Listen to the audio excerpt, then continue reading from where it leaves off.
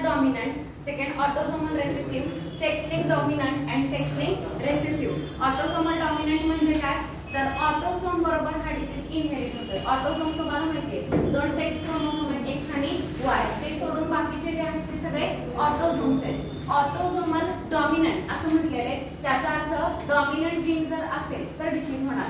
For example capital A small A, capital A capital A, small A small A.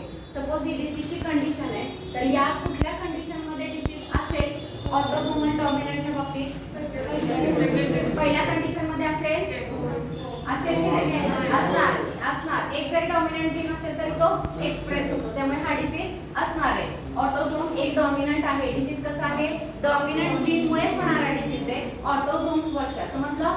So एक जरी dominant असेल तरी होणार आहे, ही कंडिशन असेल तरी होणार, आणि ही कंडिशन असेल तर होणार नाही. आलं लक्षात. सो ऑटोसोमल डॉमिनंट मध्ये हे कंडिशन लक्षात घ्या. ऑटोसोमल रेसेसिव्ह हेच फॉलो करूया. ऑटोसोमल रेसेसिव्ह ही कंडिशन असेल तर डिसीज होणार नाही.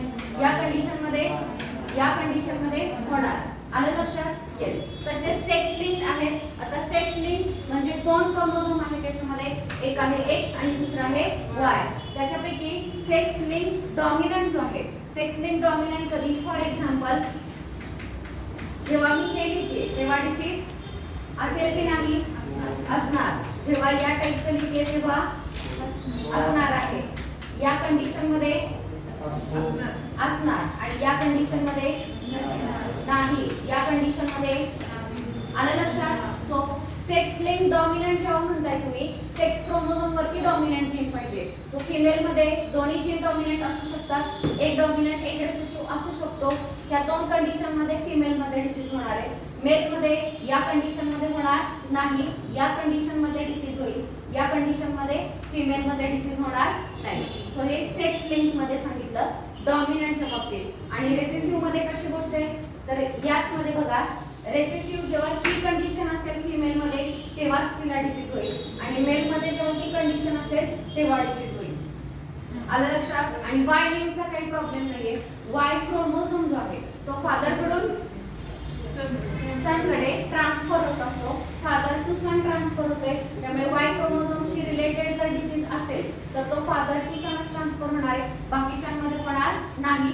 त्या डॉमिनंट रेसेसिव्ह प्रश्न नाहीये, कारण एकच जीन आहे. डॉमिनंट असेल तरी त्याच्यामुळे डिसीज होणार आहे, आणि रेसेसिव्ह जरी असेल तरी सुद्धा होणारच आहे. सो या चार कंडिशन सगळ्यांच्या लक्षात आल्या. ओके. सो चार टाइपचे डिसीजेस आहेत, autosomal dominant, autosomal recessive, sex link dominant आणि सेक्स लिंक रेसेसिव्ह. आता याच्यामध्ये तुम्हाला एखादी जर पेडिग्री दिलेली असेल तर तुम्हाला पहिली गोष्ट की काय काय विचारलं जातं, तर डिसीज ऑटोसोमल आहे की सेक्स लिंक आहे हे तुम्हाला आयडेंटिफाय करायचं असतं. ही गोष्ट आयडेंटिफाय केल्यानंतर नेक्स्ट तुम्हाला आयडेंटिफाय करायचे की डिसीज डॉमिनंट जीनमुळे झालाय की रेसेसिव्ह जीनमुळे झालेला आहे. सो आता याच्यासाठी ट्रिक्स काय आहेत बघा. फॉर एक्झाम्पल जर डिसीज डॉमिनंट मुळे होत असेल तर त्या कंडिशन मध्ये वेगवेगळ्या ट्रिक्स आहेत, त्यातल्या कुठल्या तुम्हाला जास्त व्यवस्थित लक्षात येत आहेत तर ते बघा. तर डॉमिनंट जीन मुळे जर डिसीज होत असेल तर this disease do not skip generation. Do not skip generation याचा अर्थ काय, तर पेडिग्री मध्ये वेगवेगळ्या जनरेशन दाखवले जातात. फॉर एक्झाम्पल तुम्हाला सगळे सिंबल समजतात. सर्कल म्हणजे फिमेल, स्क्वेअर म्हणजे हे जॉईन करून हे लाईन जॉईन झाली म्हणजे यांच्यामध्ये मेटिंग झालेलं आहे. ही लाईन या पद्धतीने ड्रॉ केली, हे यांचे ऑफस्प्रिंग आहे. पहिला ऑफस्प्रिंग फिमेल आहे, सपोज हे दुसरा ऑफस्प्रिंग आहे, तिसरा हा चौथा, या पद्धतीने सपोज. पुन्हा याच्यामध्ये सपोज मी असं ड्रॉ केलं, हा यांचा ऑफस्प्रिंग आहे का, आहे का, कारण हा जो आहे तो याचा ऑफस्प्रिंग आहे का, नाहीये, कारण हा आपण याला कनेक्ट केलेला नाहीये. ओके. मात्र या फिमेलचे याच्या बरोबर मेटिंग झालेले, रिप्रोडक्शन झालेले, व पुन्हा यांचे काही जे असतील ते ऑफस्प्रिंग असणार आहेत. येत्या लक्षात सगळ्यांच्या किती जनरेशन दाखवल्या, 3. येस. ही पहिली जनरेशन, ही दुसरी, ही तिसरी. मी म्हटलं जर डॉमिनंट जीनमुळे डिसीज असेल तर तो जनरेशन स्किप करत नाही. प्रत्येक जनरेशन मध्ये एखादा तरी इंडिव्हिज्युअल असतो जो अफेक्टेड आपल्याला पाहायला मिळतो. सो सपोज तुमच्या समोर पेडिग्री आहे आणि तुम्हाला आयडेंटिफाय करायचे पहिली गोष्ट की तो डॉमिनंट जीनमुळे झालेला आहे की रिसेसिव्ह मुळे झालेला आहे. कारण सेक्स लिंक्ड मध्ये सुद्धा दोन्ही कंडिशन आहेत, डॉमिनंट अँड रिसेसिव्ह, आणि ऑटोझोमल मध्ये सुद्धा दोन्ही कंडिशन आहेत, dominant and recessive. So first तर आपण हे आयडेंटिफाय करतोय की तो डॉमिनंट मुळे झालेला डिसीज आहे की रिसेसिव्ह मुळे झालेला आहे. सो जर जनरेशन स्किप झालेलं नसेल तर डिसीज डॉमिनंट जीन मुळे झालेला आहे. आणि रेसेसिव्ह कधी म्हणायचं? येस, रेसेसिव्ह जीन मुळे जर झाला तर स्किप जनरेशन. तुम्ही अगदी जीनोटाइप काढून हे प्रूव्ह करू शकता, स्वतः क्रॉस चेक करू शकता की हे जे सांगते हे करेक्ट आहे का. डॉमिनंट जीन मुळे जर असेल तर डॉमिनंट जीन कुठे ना कुठे जाणारच आहे, आणि एक जरी डॉमिनंट जीन गेला तरी तो काय होणार आहे? एक्सप्रेस होणार आहे. त्यामुळे डॉमिनंट जीन शक्यतो एक्सप्रेस होतोच, स्किप करत नाही जनरेशन. रेसेसिव्ह जीन मात्र हिडन राहू शकतो. सो एखादा तरी जनरेशन या पेडिग्री मध्ये तुम्हाला दिसेल की ज्याच्यामध्ये डिसीज झालेला नाही. एक जरी जनरेशन स्किप झालेला असेल तरी तो डिसीज कशामुळे झालाय?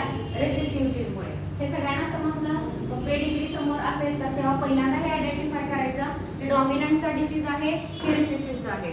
हे आयडेंटिफाय केल्यानंतर नेक्स्ट स्टेप आहे एक्स लिंक्ड आहे की ऑटोझोमल आहे हे तुम्हाला आयडेंटिफाय करायचे. सो नेक्स्ट बघा, एक्स लिंक्ड डिसीज आहे की ऑटोझोमल आहे हे आपल्याला फाइंड करायचंय. आता एक्स लिंक्ड आणि ऑटोझोम हे कशामध्ये ट्रान्सफर होतो किंवा कसा ओळखायचा? आता ही जी ट्रिक आहे थोडीशी तुम्हाला त्यावेळी क्रॉस चेक करावी लागते, ती परफेक्ट बसत नाही. काही ठिकाणी परफेक्ट बसते, काही ठिकाणी बसत नाही. तिथे मग तुम्हाला चेक करावं लागतं, क्रॉस चेक जीनोटाइप घेऊन. आपण जेव्हा पेडिग्री सॉल्व्ह करू तेव्हा तुमच्या लक्षात येईल ही परफेक्ट बसते, ही बसत नाही. तरी पण इथं काय आहे, एक्स लिंक्ड कधी ओळखायचं आणि ऑटोझोमल कधी ओळखायचं? तर जेव्हा डिसीज एक्स लिंक्ड असतो तेव्हा डिसीज ट्रान्सफर कसा होतो? Mother to son. Disease transfer होताना कसं होणार आहे? मदर टू सन आणि फादर टू डॉटर असा डिसीज ट्रान्सफर होतो जर तो सेक्स लिंक्ड असेल. सेक्स लिंक म्हणूयात कारण त्याच्यामध्ये आता बघा मी एक्स लिंक पर्पजली का लिहिले, वाय लिंकचा विचार करायची गरज आहे का? नाही, कारण वाय क्रोमोझोम फादर टू सनच जाणार आहे. डिसीज जाणार असेल तरी तो तसाच जाणार आहे आणि तो दिसणारच आहे प्रत्येक जनरेशन मध्ये. सो तिथं तुम्हाला फार विचार करावा लागणार नाही. जर डिसीज वाय लिंक असेल तर फादर टू सन प्रत्येक जनरेशन मधला बॉय जो आहे तो तुम्हाला, मेल जो आहे तो अफेक्टेड तुम्हाला दिसेल. सो तिथं तुम्ही आयडेंटिफाय करू शकता. तर जर एक्स लिंक असेल तर डिसीज असा ट्रान्सफर होतो मदर टू सन आणि फादर टू डॉटर. एक पॅटर्न तुम्हाला बघायला मिळतो पेडिग्री मध्ये. पण जर डिसीज ऑटोझोमल असेल तर बोथ म्हणजे त्या जनरेशन मध्ये असणारा बॉय आणि गर्ल दोन्ही पण अफेक्टेड दिसतात. जर एक्स लिंक असेल तर तसं पाहायला नाही मिळत, पॅटर्न असतो. एक तर बॉयज अफेक्टेड असतात किंवा गर्ल्स अफेक्टेड असतात. मात्र जर ऑटोझोमल असेल तर both boys and girls are affected. एवढी ट्रिक समजली तुम्हाला? समजली? सो तुम्हाला पेडिग्री अनालिसिस मध्ये किती टाइपचे डिसीज लक्षात ठेवायचे? 4. ऑटोझोमल आणि सेक्स लिंक. ऑटोझोमल मध्ये 2 आहेत, डॉमिनंट आणि रेसेसिव्ह. आणि सेक्स लिंक मध्ये सुद्धा डॉमिनंट आणि रेसेसिव्ह. डॉमिनंट कसं ओळखायचं? जनरेशन स्किप करत नाही, प्रत्येक जनरेशन मध्ये डिसीज असतो. आणि रेसेसिव्ह जनरेशन स्किप करतो. इथं हा आता याच्यामध्ये बघा तुम्हाला जे 2 डिसीज दिलेले आहेत एनसीईआरटी मध्ये, त्यातला पहिला बघा. पहिल्या याच्यामध्ये जनरेशन शक्यतो स्किप होत नाही. झाली आहे का स्किप? ओके, पहिल्या जनरेशन मध्ये आहे, दुसऱ्यामध्ये आहे, तिसऱ्यामध्ये पण आहे की नाही? आहे. तिसऱ्यामध्ये तुम्ही जर म्हणाल की इथं नाही दिसलं पण ही आणि ही तिसरी जनरेशन आहे, ही पण तिसरी जनरेशन आहे, ही पण तिसऱ्या जनरेशन मध्ये दिसतोय तुम्हाला. सो हा डिसीज कशामुळे झालेला असणार आहे?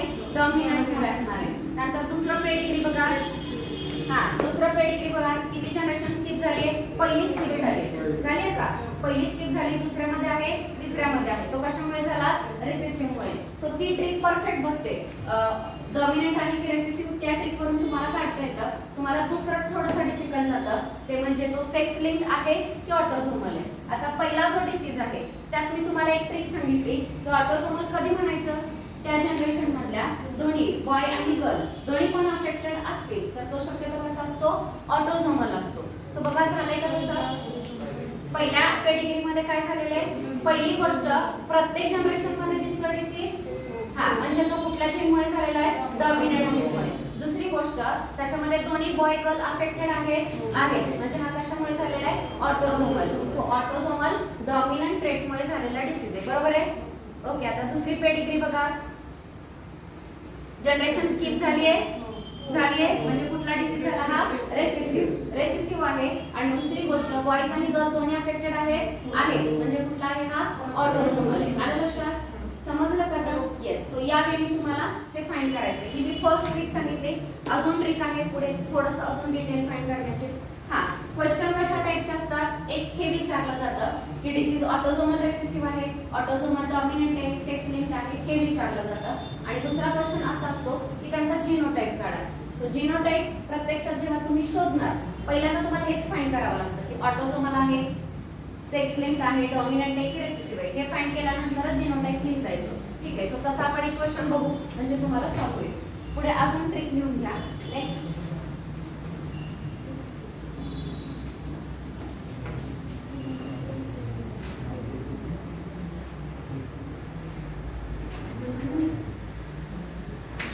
सो आता प्रत्येकाचं सेपरेट लिहून देते, हे जरा परफेक्ट बसेल.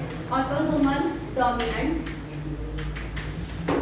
ऑटोझोमल डॉमिनंट जे यात पहिली कंडिशन आहे, डू नॉट स्किप जनरेशन. पहिली गोष्ट ऑटोझोम मुळे झालेला आहे. सो दोन्ही सेक्स मध्ये असेल, मेल आणि फिमेल, ऑटोझोम दोघांकडे जाणार आहे. सो दोघांमध्येही फाइंड होणार आहे, हा दोघांमध्ये आपल्याला मिळणार आहे. सो ऑटोझोमल डॉमिनंट शक्यतो जनरेशन स्किप करत नाही. त्यानंतर सेकंड कंडिशन असते, affected parent okay can have unaffected child. बघा, पहिली ही कंडिशन कळली, डू नॉट स्किप जनरेशन. आणि असं असू शकतं, affected parent can have unaffected child. कसं बघा, फॉर एक्झाम्पल ही एक ऑटोझोमल जीन आहे मेल मधला आणि सपोज हा आहे फिमेल मधला. पहिली गोष्ट, सेकंड पुढच्या जनरेशन मध्ये दिसणार आणि दिसणारच डिसीज. त्या दोघांनाही सध्या डिसीज आहे, डॉमिनंट एक जीन आहे, डॉमिनंट म्हणून होणार आहे, सो डिसीज आहे. आणि यांचे जे ऑफस्प्रिंग असतील त्या ऑफस्प्रिंग मध्ये बघा, एक याच्याकडे गेला, एक इथे हा गेला, पुन्हा इथेही एक कॅपिटल आहे, एक स्मॉल आहे. बाय चान्स असू शकतं हा ए आणि हा ए कंबाईन झाला, कदाचित हा ए इथे येऊ शकतो, हा इथे, हा इथे. सो असं असू शकतं की अफेक्टेड पॅरेंटला अनअफेक्टेड चाइल्ड असू शकतं, मात्र सगळेच अनअफेक्टेड असणार नाही. जनरेशन मध्ये एक तरी तुम्हाला कसं दिसणार? अफेक्टेड तिथे दिसणारच आहे. आलं लक्षात? येस. सो या दोन कंडिशन, ऑटोझोमल डॉमिनंटला कंडिशन या परफेक्ट बसणारच. पहिली काय? जनरेशन स्किप होणारच नाही ऑटोझोमल डॉमिनंट मध्ये. आणि दुसरी कंडिशन, जर पॅरेंट अफेक्टेड असतील तर चाइल्ड सगळेच अफेक्टेड असतील असं होणार नाही, अशी ही कंडिशन येऊ शकते. ठीक आहे. दोघांमध्ये एक एक रेसेसिव्ह जीन असेल आणि ते जीन एकत्र आले तर अनअफेक्टेड चाइल्ड सुद्धा असू शकतं. त्यामुळे अफेक्टेड पॅरेंटला अनअफेक्टेड चाइल्ड इथं असू शकतं. हे कळलं का?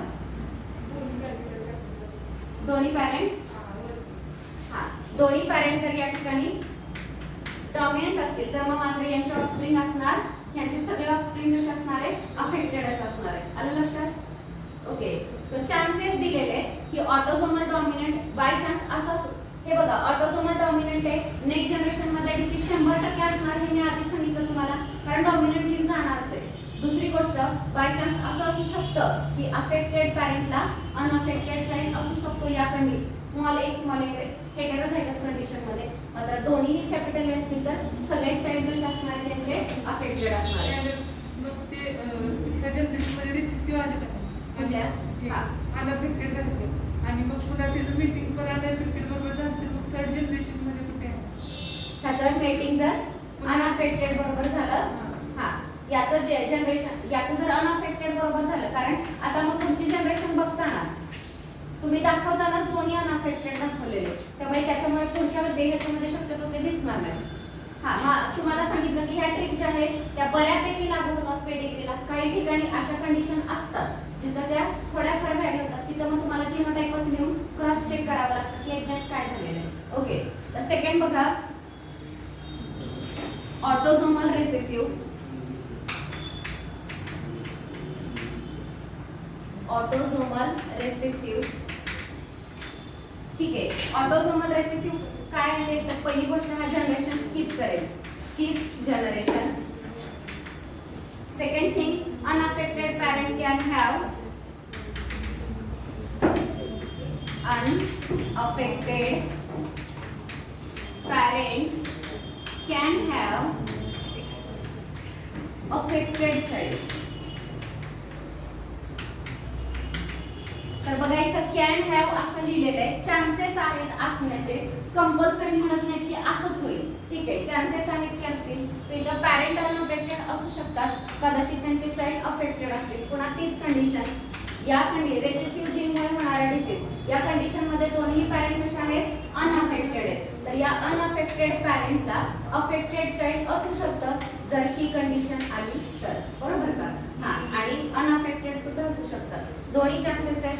त्यानंतर नेक्स्ट बघा, X linked dominant. X linked dominant, X linked dominant मध्ये disease never transfer, disease never transfer from father to son.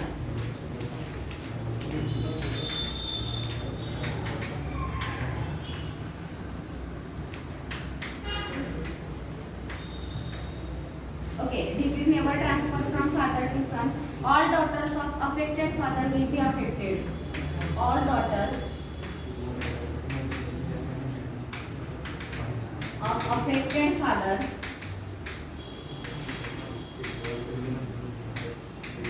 will be affected. He condition fit बसते. एक्स लिंक डॉमिनंट मध्ये जर फादर अफेक्टेड असेल तर त्यांच्या daughter सुद्धा affected असणारच आहे, कारण एक एक्स क्रोमोझोम फादर कडून डॉटर कडे जाणारच आहे. तो डॉमिनंट असेल तर त्यांना तो डिसीज पाहायला मिळणार आहे. सो हे एक्स लिंक डॉमिनंट मध्ये. आणि दुसरी जी आहे ती आहे X link recessive. X link recessive, ठीक आहे. एक्स लिंक रेसेसिव्ह जे आहे त्याच्यामध्ये male are more affected, male are more affected. त्याच्यामध्ये मेल जे आहे ते जास्त अफेक्ट झालेले असतात. ओके, आणि शक्यतो डिसीज असा ट्रान्सफर होतो फादर टू सन, हा mother to son, sorry mother to son आणि फादर टू डॉटर असा ट्रान्सफर होतो. ओके, तर हे दुसरा एक चार्ट तुम्हाला दिलेला आहे. बऱ्यापैकी पॉइंट लक्षात ठेवा, तुम्हाला याची पेडिग्री सॉल्व्ह करताना हेल्प होईल.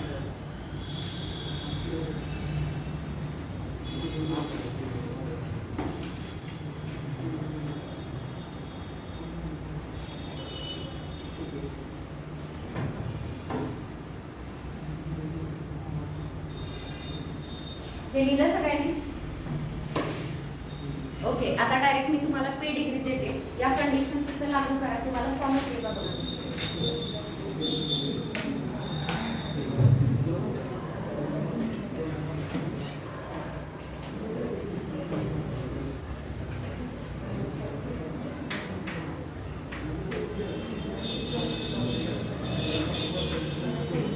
मुलांना आवाज नको अजिबात, आणि सगळ्यांनी लिहायचे.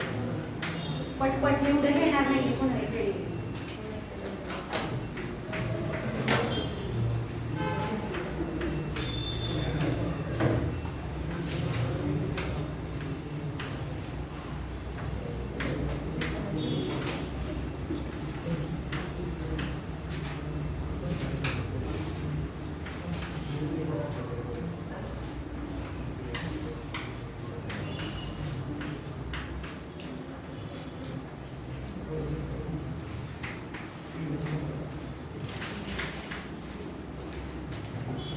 व्यवस्थित ड्रॉ करा.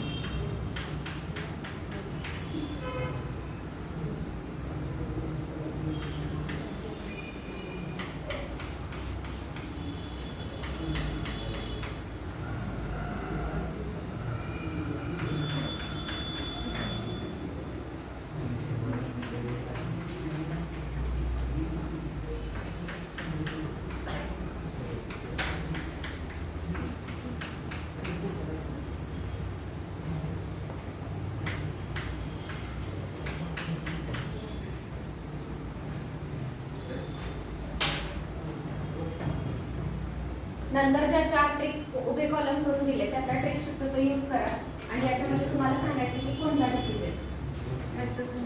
पहिली गोष्ट डॉमिनंट रेसेसिव्ह फाइंड करा. कुठला मिळतोय? कारण जनरेशन काय झाले नाहीये, स्लिप झालेली नाही. सो हा डिसीज डॉमिनंट आहे. सेकंड थिंग एक्स लिंक आहे की ऑटोसोमल आहे हे फाइंड करायचं. हा कसं ऑटोसोमल फाइंड केलं? बोथ बॉय आणि गर्ल दोन्ही काय आहेत अफेक्टेड आहेत. पण मी तुम्हाला म्हटलं की ही कंडिशन परफेक्ट बसत नाही, त्यासाठी तुम्हाला जीनोटाइप काढून बघावं लागतं, मग ते कळतं. पण आता जे चार्ट मध्ये मी लिहून दिलं होतं त्यातली कुठली कंडिशन तुम्ही काय म्हणताय? Autosomal dominant. ती कंडिशन इथं बसतीये.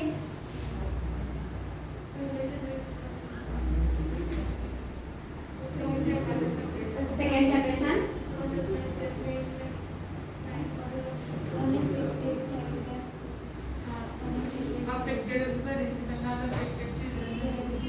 ही कंडिशन बसतीये. ओके, तरी पण याच्यासाठी जीनोटाइप लिहायचं झालं तर कसं लिहिणार? तुम्ही लिहून दाखवा मला जीनोटाइप.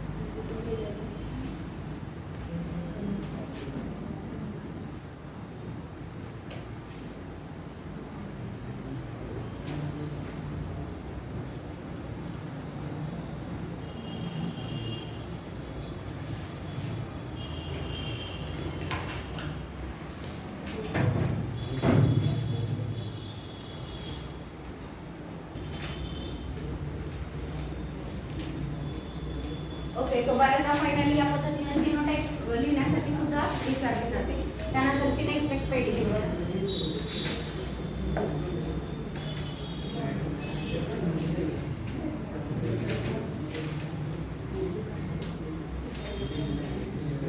फास्ट ड्रॉ करा, नंतर सॉल्व केलं तरी चालेल.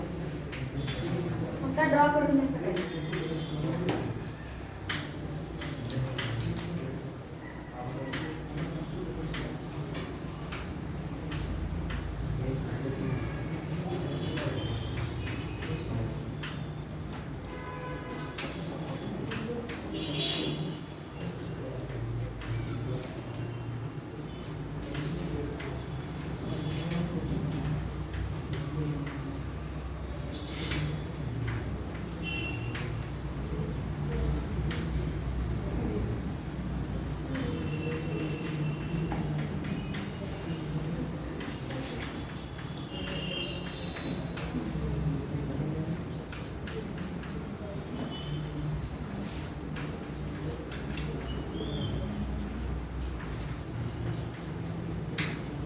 क्वेश्चन नंबर 2 फक्त क्वेश्चन लिहून नंतर सॉल्व.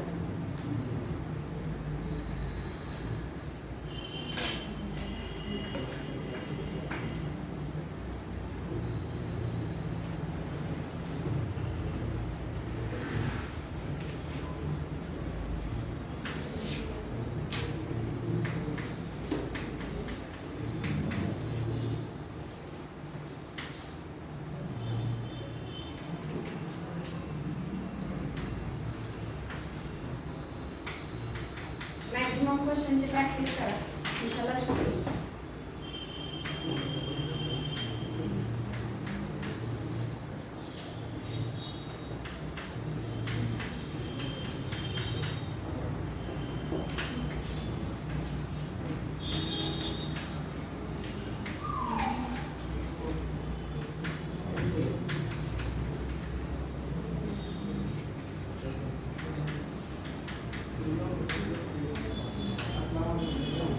लाईन व्यवस्थित ड्रॉ करा, कारण ते चुकलं तर ऑफ स्क्रीन आणि वेगळं बाहेरचं मेल फिमेल लक्षात येत नाही.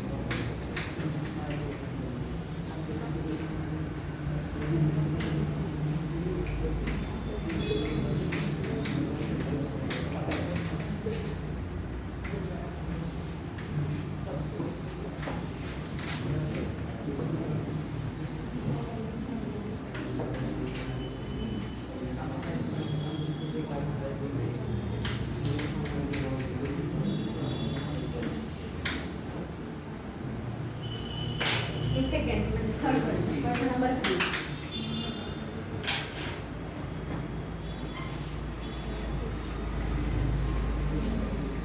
आधी dominant recessive x linked autosomal हे सर्च करा आणि जमलं तर मग जीनोटाइप लिहिण्याचा प्रयत्न करा. डॉमिनंटसाठी डी लेटर यूज करायचं, रिसेसिव्हसाठी आर यूज करायचं.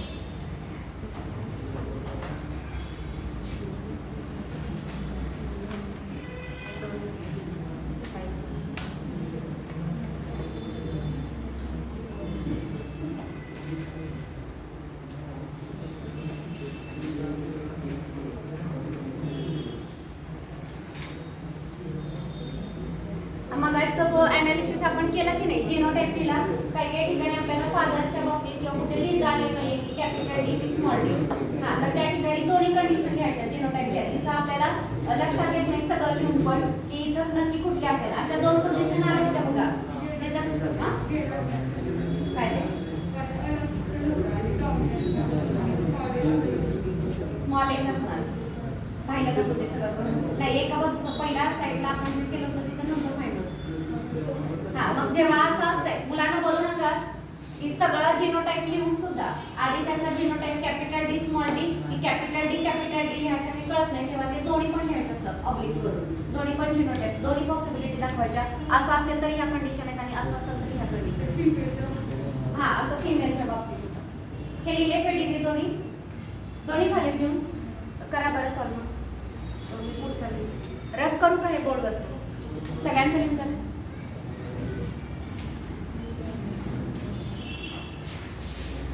आणि पुढचा जो क्वेश्चन आहे मे बी त्याचं क्वेश्चनचा आन्सर रॉंग होते. मी नेटवरून जे काढले ते तुम्हाला आन्सर काय येते ते बघा.